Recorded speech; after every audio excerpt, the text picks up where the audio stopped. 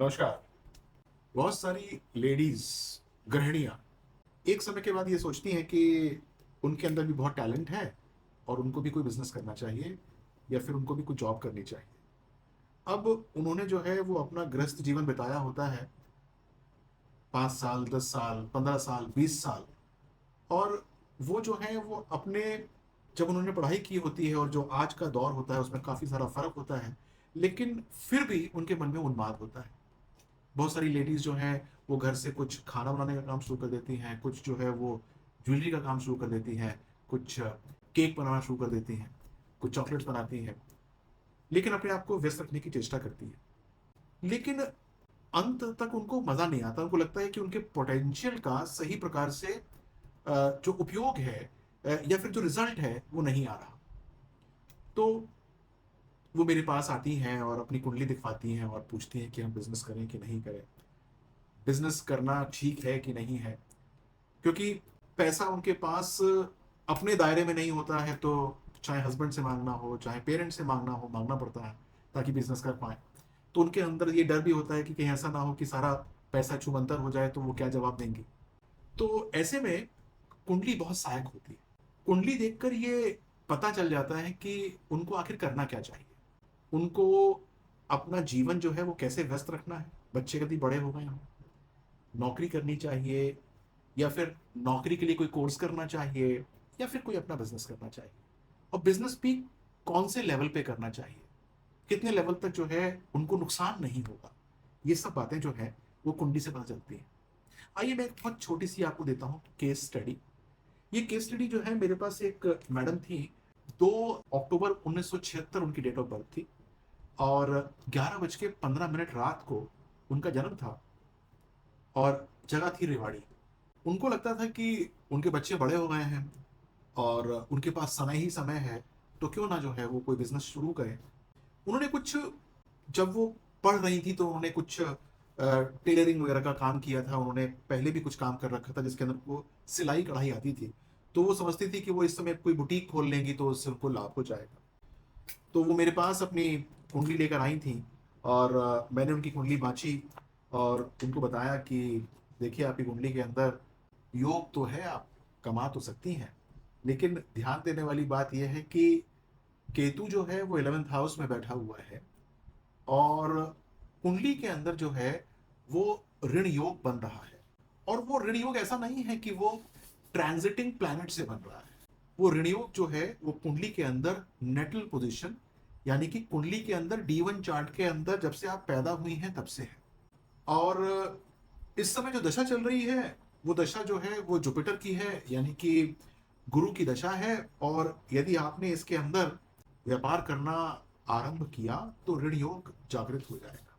लेकिन उनको काम करना था और वो कहती है कि यदि मैंने काम नहीं किया तो मैं पागल हो जाऊंगी, घर में कुछ करने को नहीं होता, पति ऑफिस चले जाते हैं, बच्चे जो हैं वो हॉस्टल्स में चले गए हैं, उनके साथ वो भी नहीं रहते, कभी कभी आते हैं, वो करें क्या। और ये किटी पार्टीज इत्यादि में जाने का उनका मन नहीं करता।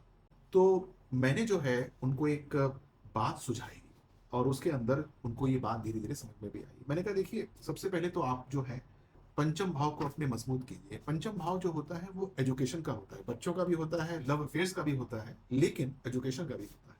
पंचम भाव को मजबूत करने का मतलब ये हुआ कि आप जो है वो अपने आप को पहले एजुकेट कीजिए आज के जमाने के हिसाब से। क्योंकि आप ग्रेजुएट जो है 20 साल पुरानी है, 22 साल पुरानी है और आज जो है वो परिस्थितियां बदल गई हैं। दूसरा, मैंने उनसे कहा कि आप साथ साथ जो चीज पढ़ती हैं उसको पढ़ाने की चेष्टा भी कीजिए। यानी कि आप जिस स्तर पे पढ़ रही हैं उससे छोटे स्तर के बच्चों को जो है पढ़ाना शुरू करिए। इससे जो है वो आपको लाभ होना शुरू हो जाएगा। उन्होंने जो है मेरी बात को समझा और अपने घर चली गई। और उसके बाद उन्होंने क्या किया क्या नहीं किया ये मुझे पता नहीं चला, लेकिन 1 साल के बाद वो मेरे पास आई। उस समय जो है ट्रांजिट चेंज थी, उस समय दशाएं बदली हुई थी। और जब वो आई तो काफ़ी प्रसन्न थी। तो मैंने पूछा कि अब आप क्या करती हैं और कैसा चल रहा है। तो उन्होंने कहा कि अब मैं जो हूँ बहुत जो है वो खुश हूँ, क्योंकि मेरा टाइम अच्छा खासा बीत जाता है। मैं अकाउंट्स पढ़ती थी अपने 12th क्लास तक और उसके बाद मैंने बीकॉम किया था। और बीकॉम करने के पश्चात जो है वो मैंने कुछ काम नहीं किया, लेकिन हाँ मेरे को अकाउंट्स वगैरह आते थे, लेकिन छोड़े हुए काफ़ी सारे साल हो गए थे।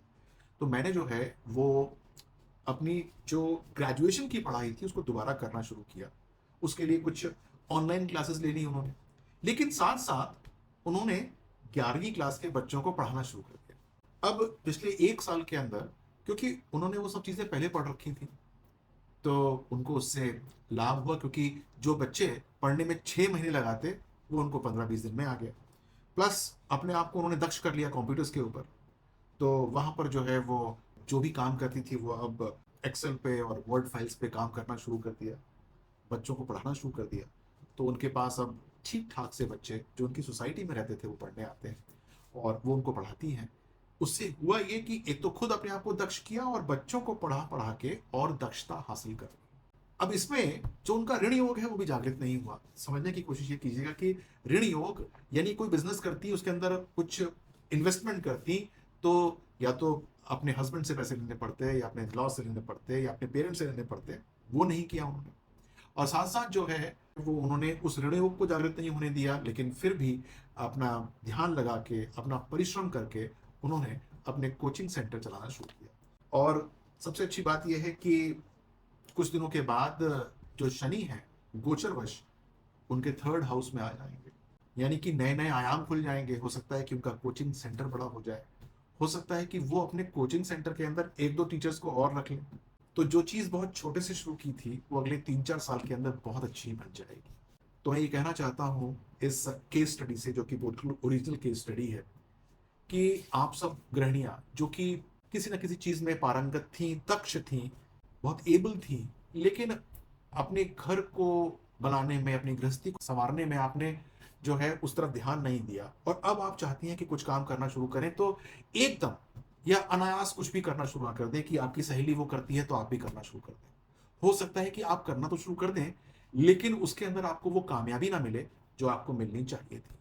आपको करना ये चाहिए कि आपको अपनी कुंडली दिखानी चाहिए और ये देखना चाहिए कि उसके अंदर योग कौन से हैं और ऐसे कौन से योग हैं जो अब फलित होने वाले हैं। हम उन योगों का फायदा उठाएंगे ना। हम जो है वो योग जो आपको फल देने वाले हैं उनका फायदा उठाएंगे और आपको वो बात बताएंगे जो कि आपके चित्त से, आपके मन से, आपके कैरेक्टर से मैच खाती होगी।